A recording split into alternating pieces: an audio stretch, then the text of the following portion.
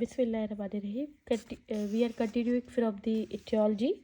The etiology of the heart disease may be divided into congenital and acquired causes. The most common congenital heart disease encountered in pregnancy is the VSD and ASD, arterial septal defect, ventricular septal defect, patent ductus arteriosus, and aortic coarctation. These are mostly diagnosed before pregnancy as septal defects, and PDA are usually either hemodynamically insignificant or corrected. Acquired causes of cardiac disease include ischemic heart disease, rheumatic heart disease, cardiomyopathy, aneurysm, and dissection of aorta and or its branches. Now, what are the causes?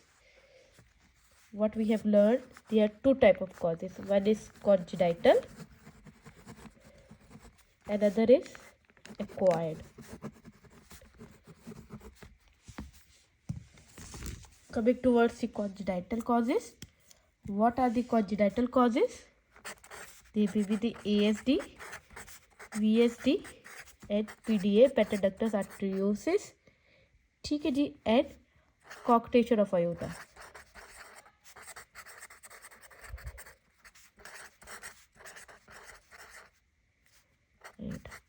ठीक है जी. What are the acquired causes?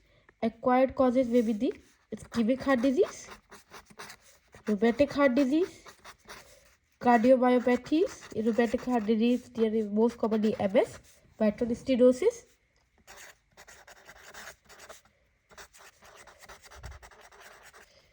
aneurysm, plus dissection of aorta.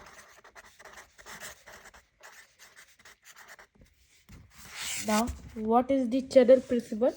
In pregnant women with heart disease, it is important to remember that the outcome and safety of the pregnancy are related to the presence and severity of pulmonary hypertension, the presence of cyanosis, the hemodynamic significance of the lesion, and the functional class. The functional class is determined by the level of activity that lead to dyspnea.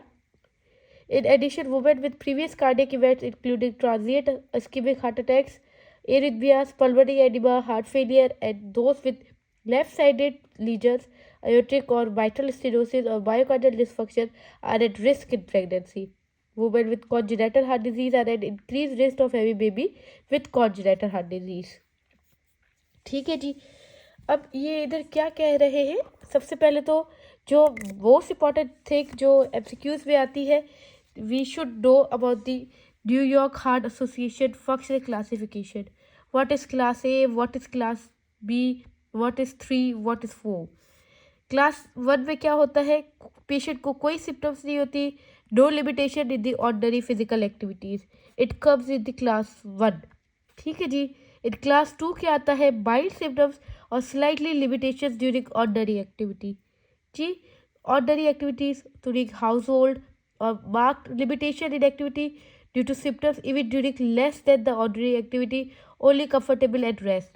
कोई patient आती है, कोई scenario आता है आपके पास कि जी एक patient है, उसको ड्यूरिंग हाउस होल्ड वर्किंग जो है उसको डिस्निया होता है, सिवियर डिस्निया होता है, और फिर वो जब रेस्ट करती है उसका ठीक हो जाता है.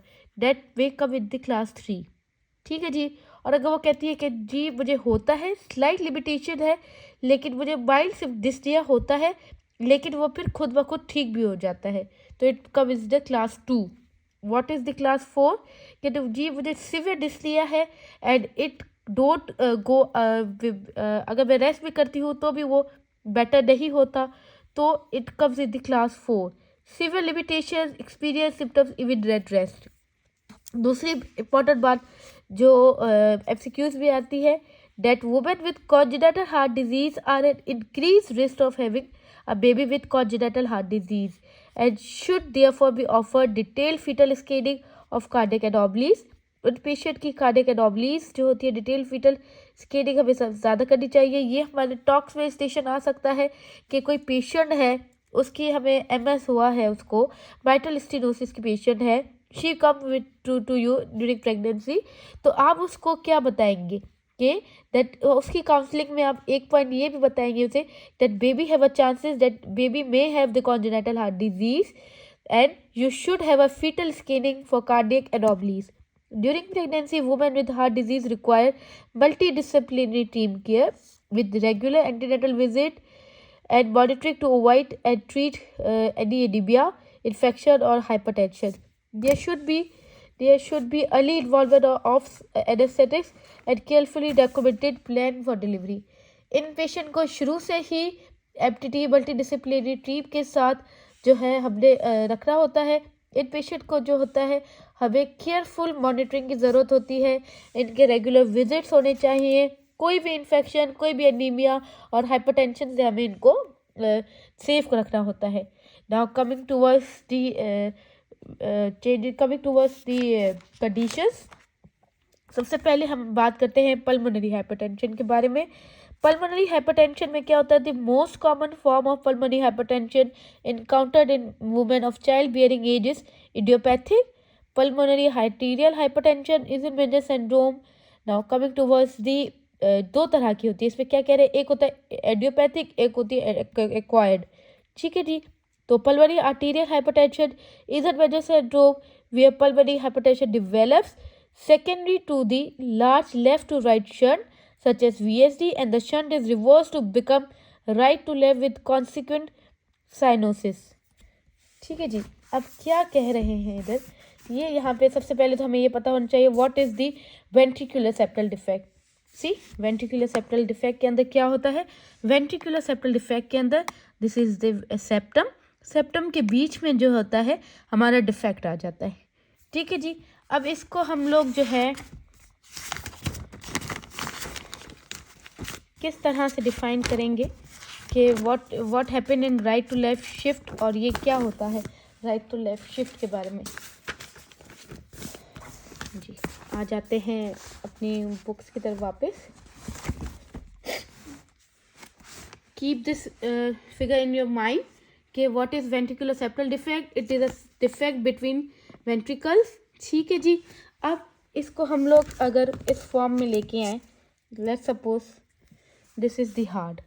ठीक है जी। ये है हमारा राइट आर्टीरियम, ये है हमारा left atrium, this is right ventricle, left ventricle. इधर से आ गई, इधर से ब्लड जाएगा लंग्स की तरफ जी, इधर से भी लंग्स। सिंपल वे में अगर हम लोग बताएं तो ठीक है जी। अब क्या हो रहा है डेट, सबसे पहले तो हमें ये पता होना चाहिए कि इधर क्या होता है कि यहाँ से हमारे पास आया डीऑक्सीजनेटेड ब्लड,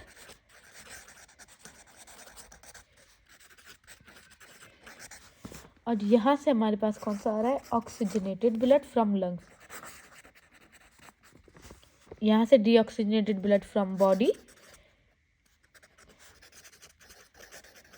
और यहाँ पे deoxygenated blood, oxygenated blood from lungs आएगा। ठीक है जी। अब क्या होता है? इस तरफ होती है हायर प्रेशर और इस तरफ होता है लोअर प्रेशर। मोस्टली क्या होता है जब ब्लड आता है तो यहाँ पे जब डिफेक्ट होता है कि यहाँ पे डिफेक्ट है, तो जो यहाँ से ब्लड आ रहा है वो जो है हायर प्रेशर की वजह से इस तरफ चला जाता है थोड़ा सा ब्लड, और ये यहाँ लंग्स की तरफ चला जाता है ऑक्सीजनेटेड। जबकि यहाँ से जो ब्लड आता है अपना बॉडी से राइट एट्रियम में, राइट एट्रियम से राइट एट्रियम वाला जो ब्लड है राइट वेंट्रिकल में जाएगा, लेकिन वो जो है ड्यू टू लोअर प्रेशर इस तरफ हायर प्रेशर की तरफ नहीं जाता। ठीक है जी। तो इन पेशेंट्स में क्या होता है?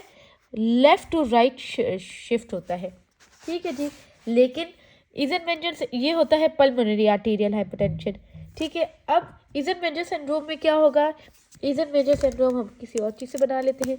इज़नमेंजर सिंड्रोम के अंदर इस तरफ जो है प्रेशर इंक्रीज हो जाएगा और इस तरफ लोअर हो जाएगा, तो इसकी वजह से क्या हो जाएगा? राइट टू लेफ्ट शिफ्ट हो जाएगा। ठीक है जी। यही बात लिखी हुई है यहाँ पे कि